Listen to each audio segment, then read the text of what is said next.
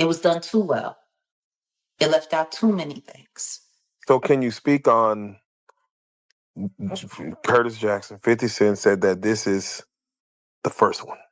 I'm He said sure. that there's hundreds of hours of more footage. I'm sure. There was hundreds of hours of that was confiscated from all of Diddy's homes in that HSI raid that never made it to the trial.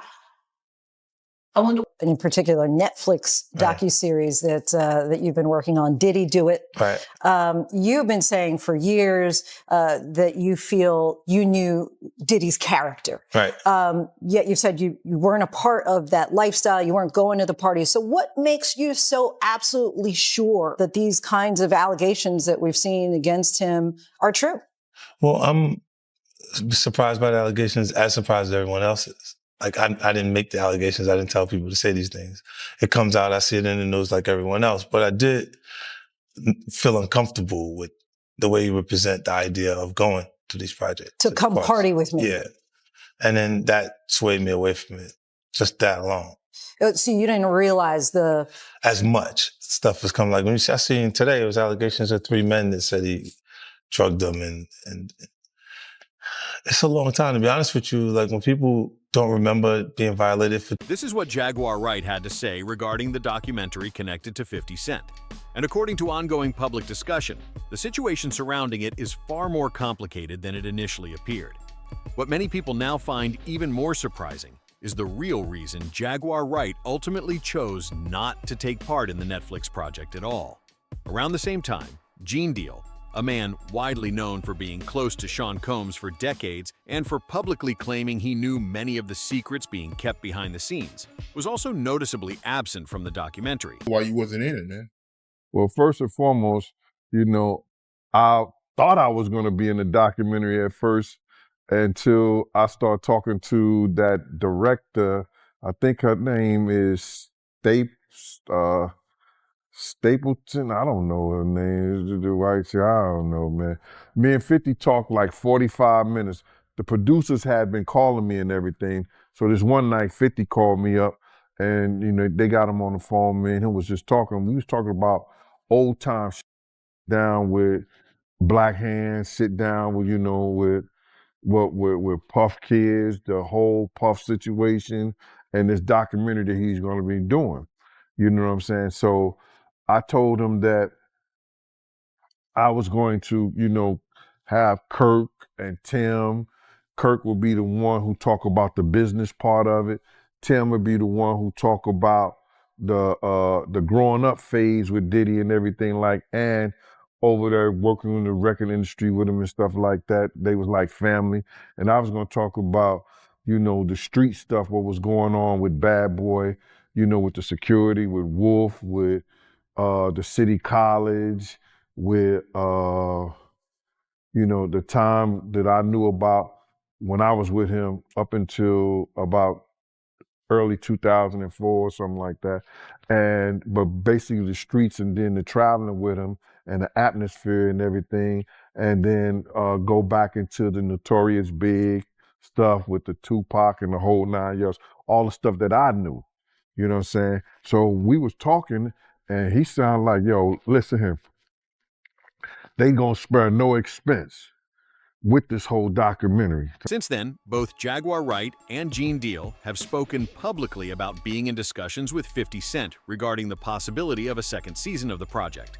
According to people close to the situation, plans were already being explored to revisit what was left out the first time and to dig deeper into how things reached this point. To understand why that matters, it helps to start with Gene Deal and why he says he ultimately decided to walk away from what he later described as a setup. According to Gene, about 1 month after Diddy's arrest in September of 2024, 50 Cent announced that a documentary was in development for Netflix. At the time, it was being promoted as a project that would include never-before-seen footage and would challenge what many people believed were long-standing false narratives surrounding Diddy. Calling me like I was lying. I was like, yo, who do you think you talking to? You know what I'm saying? And she was talking about, there's no way nobody paid. Nobody what? I say, first of all you people come with these documentaries and stuff, the first thing you tell me, y'all tell these people out here that y'all don't pay, and y'all pay. If you can make a picture look like $10,000-$15,000, you know what I'm saying? You can sit here and tell me that you're gonna pay me for my time sitting right down here with y'all. You understand? So then, one thing led to another, and I was like, all right, well then, F you. I spoke to 50, and then she said 50, and this is exact words that came out her mouth. 50 does not determine what goes in and goes out of this documentary. And he definitely don't pay. He determine what somebody get paid. It's not his documentary like that. I was like, oh, so if it's not his documentary and I spoke to him like that, I don't need to be doing nothing with you because I'm doing this on the strength of him. But you gonna pay me if I do it. So it went back and forth, you know what I'm saying, for a little bit, and then they had Kirk Burrows giving me calls and everything like that. What are you calling me for? You know what I'm saying? I'm not.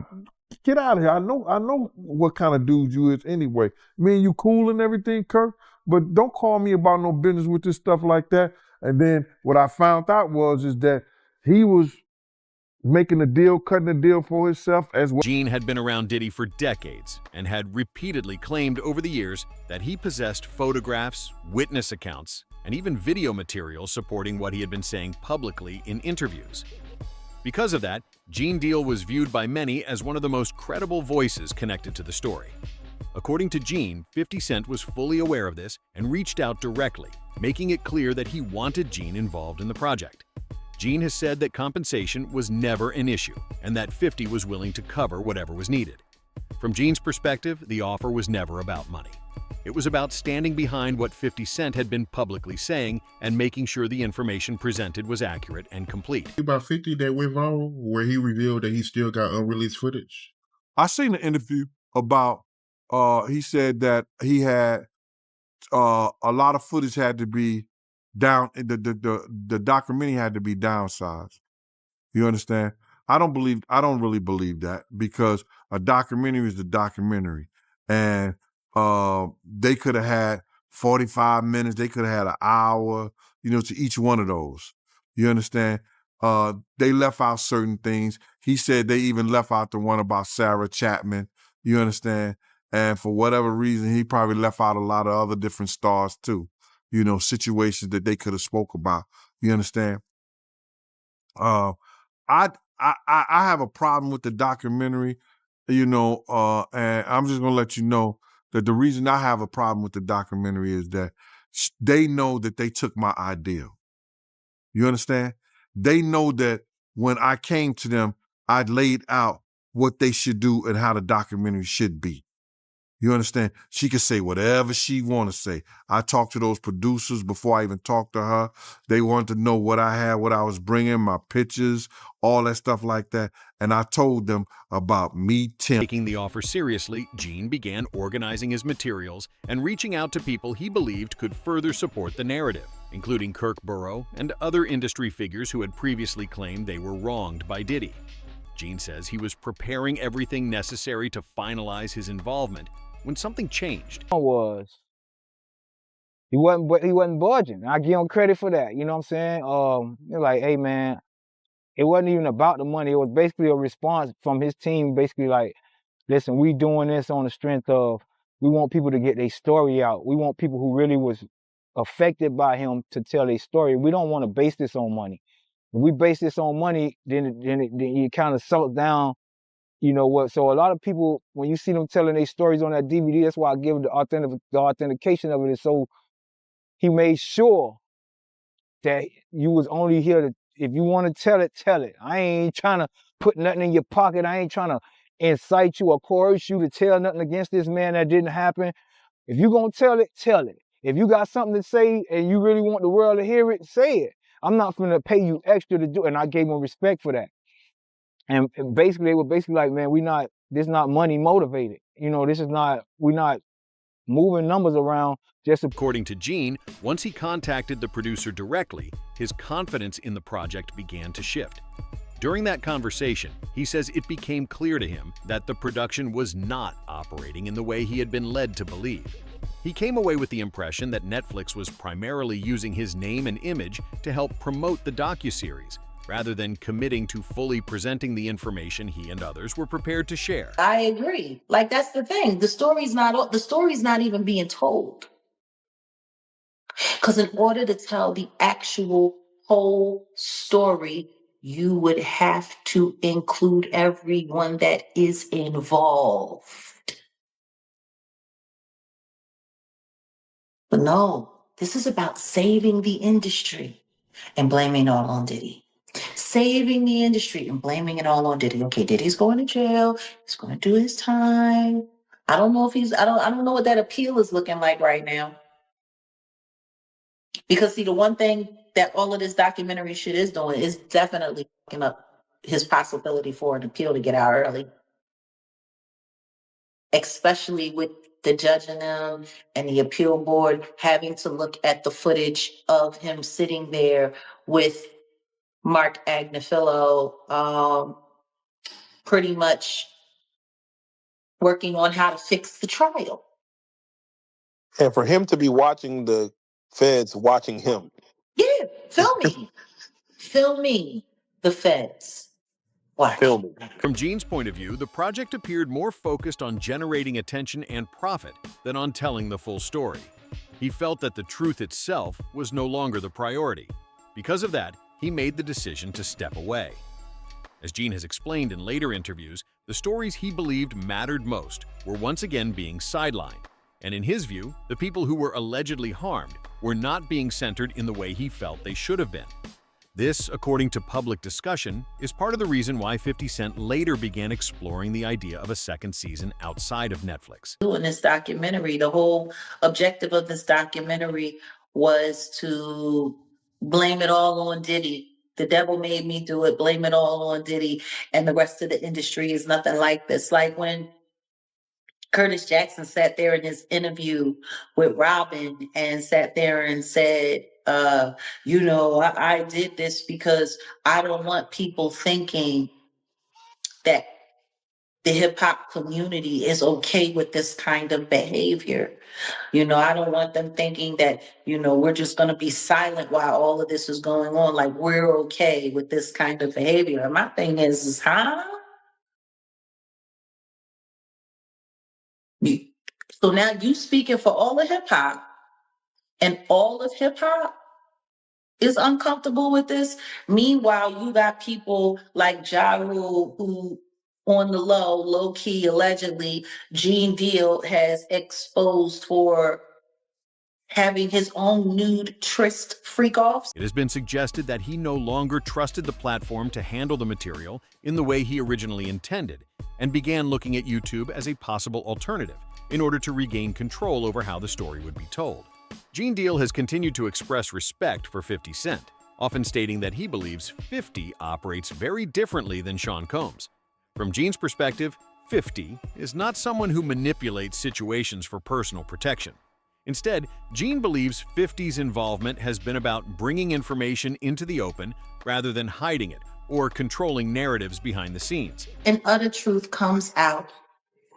3 things happen. The entertainment industry collapses completely. Millions, possibly billions of advertising dollars don't get made. People go broke. Companies go under.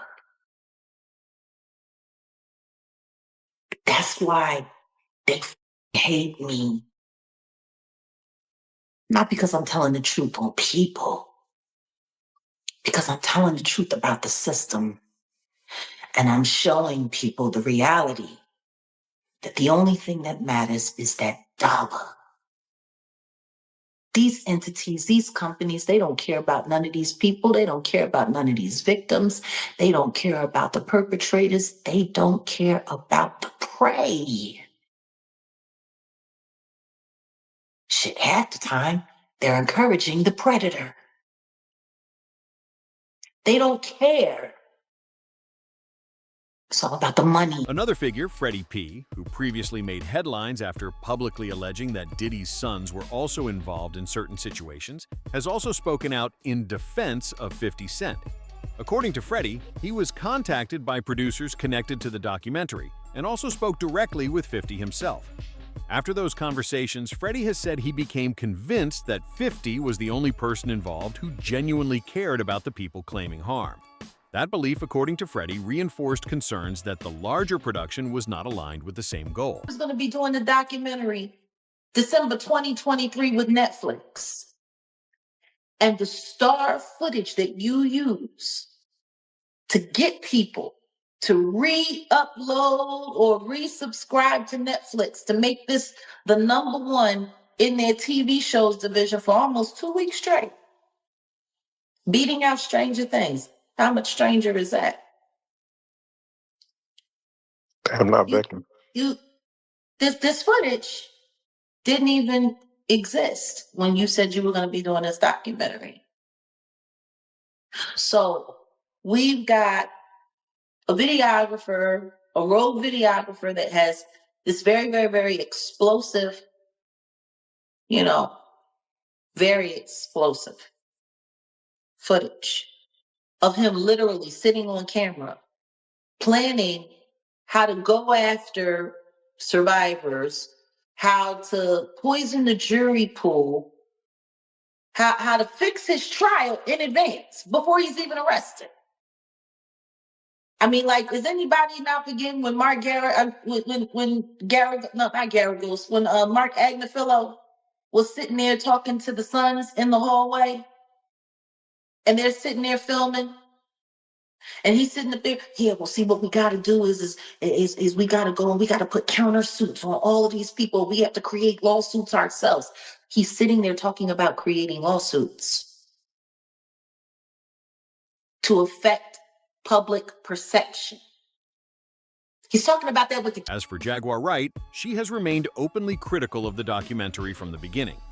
Jaguar has stated publicly that she believed the project contained misinformation and that she refused to participate because she did not trust industry executives to release anything that could implicate themselves or their peers.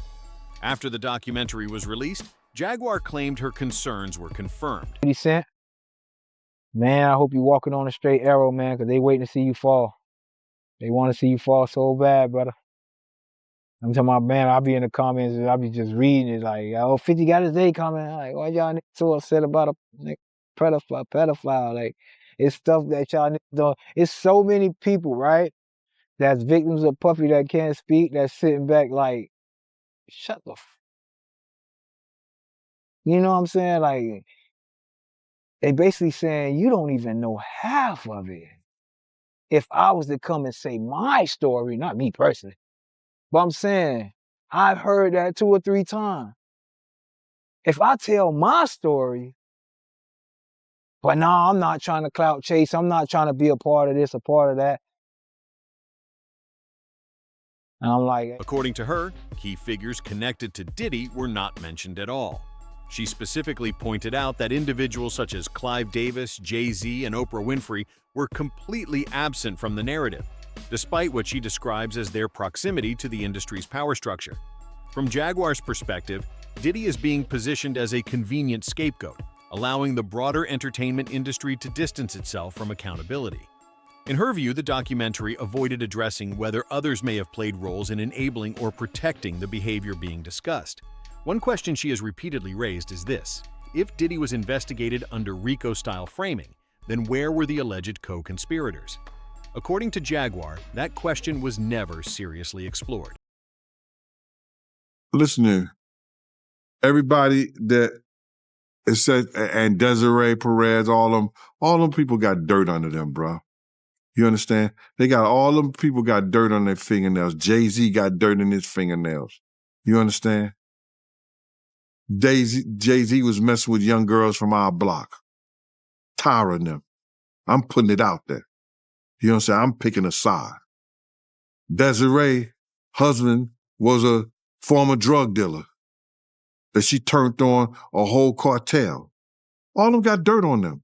And 50 got they dirt. You understand? 50 gonna know they dirt. Because 50 got investigators, he got people that's in the street.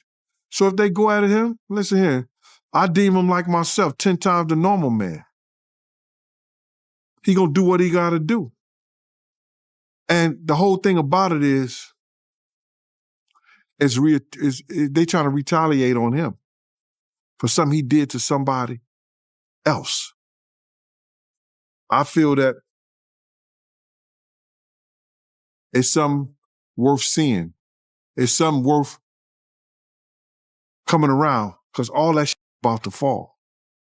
All that shit that we seen in the industry, these demons want to have sex and turn little boys into little girls into little boys.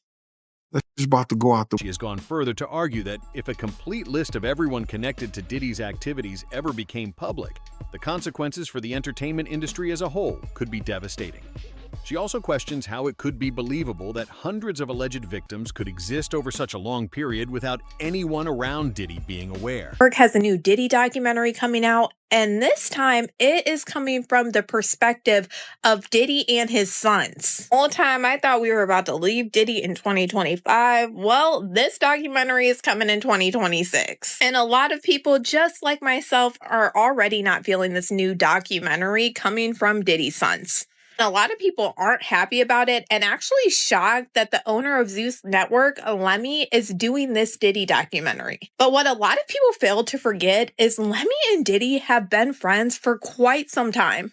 Of his children arriving in court for day one of their father's trial in New York, hands gripped in solidarity. Do you still believe your dad's innocent? How did you feel hearing that testimony yesterday? Do you apologize on behalf of your father? Do you believe your father's innocent? Do you feel compelled your father's innocent? Your dad was up for years! Your dad was up for years for abusing women! That's wrong! You can get more!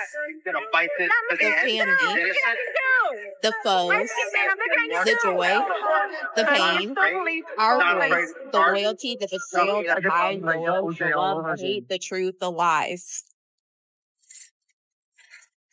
And Diddy calling for Fort Dix. This is a prepaid collect call from Federal Correctional Institution, Fort Dix.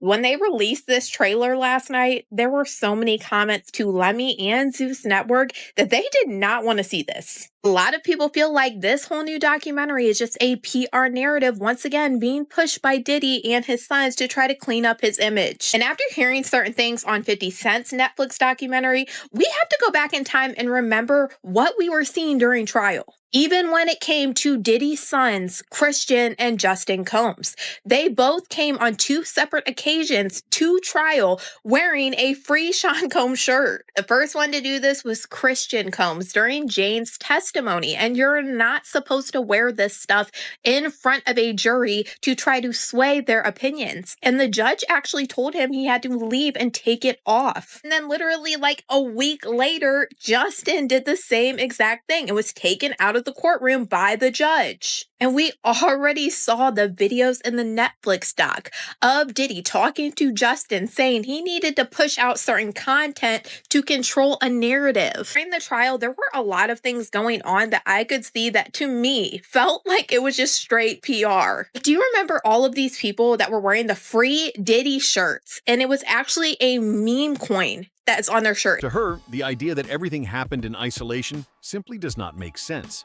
There are also lingering questions surrounding the timeline of the documentary itself. Critics argue that it seems unusual for Netflix to have reportedly known about leaked footage just 1 month after Diddy's arrest. To many observers, that detail alone raises additional doubts.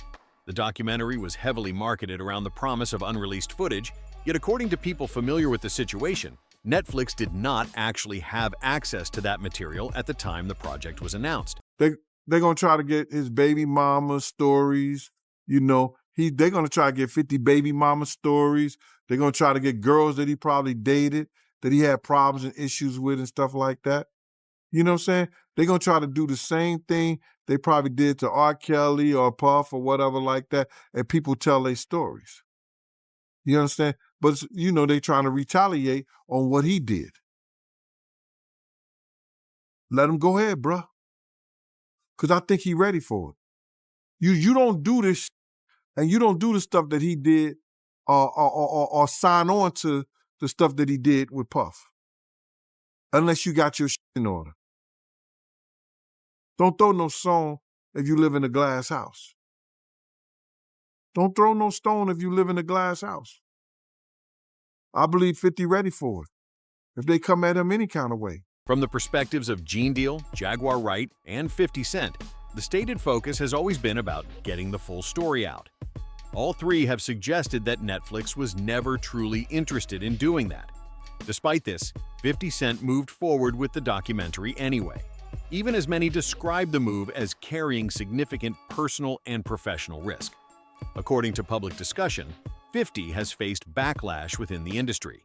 Some have labeled him a snitch, while others are said to have applied pressure behind the scenes.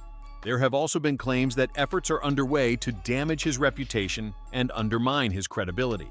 Gene Deal has publicly warned that retaliation was likely, and what has made those warnings more alarming to some observers is how quickly events appeared to unfold afterward. Less than a week after Gene made those statements, Diddy's children announced a partnership with the Zeus Network to release their own documentary presenting Diddy's side of the story.